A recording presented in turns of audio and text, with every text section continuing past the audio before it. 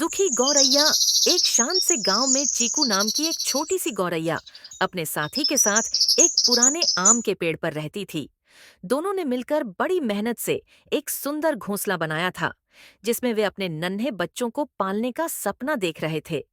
एक दिन आसमान में काले बादल छा गए, तेज हवा चलने लगी और देखते ही देखते जोरदार आंधी और बारिश शुरू हो गई। चीकू और उसका साथी घोंसले में दुबक गए। उनका दिल डर से तेज धड़क रहा था।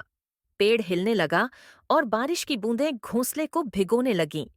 सुबह जब सूरज निकला, चीकू ने आंखें खोलीं और उसका दिल टूट गया। उनका घोंसला गायब था। आंधी उसे उड़ाकर कहीं दूर ले गई थी।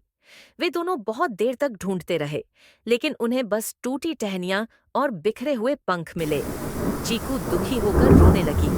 उसने सोचा था कि वह अपने नन्हे बच्चों को इसी घोंसले में पालेंगी, लेकिन अब सब कुछ खत्म हो गया था।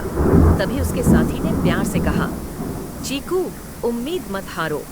तूफान ने हमारा घोंसला छीना है, लेकिन हमारी हिम्मत नहीं।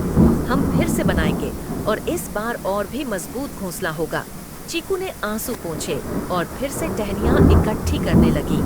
धीरे धीरे उन्होंने एक नया घोंसला बनाया, पहले से भी ज्यादा मजबूत और सुरक्षित। कुछ ही दिनों बाद उस घोंसले में उनके छोटे छोटे बच्चे चहचहाने लगे। चीकू ने उन्हें प्यार से देखा और महसूस किया कि जिंदगी में तूफान आते हैं, लेकिन अगर हमारे पास हिम्मत और प्यार हो तो हम फिर से सब कुछ बना सकते हैं। और इस तरह दुखी गौरैया ने फिर से अपनी खुशियां पालीं।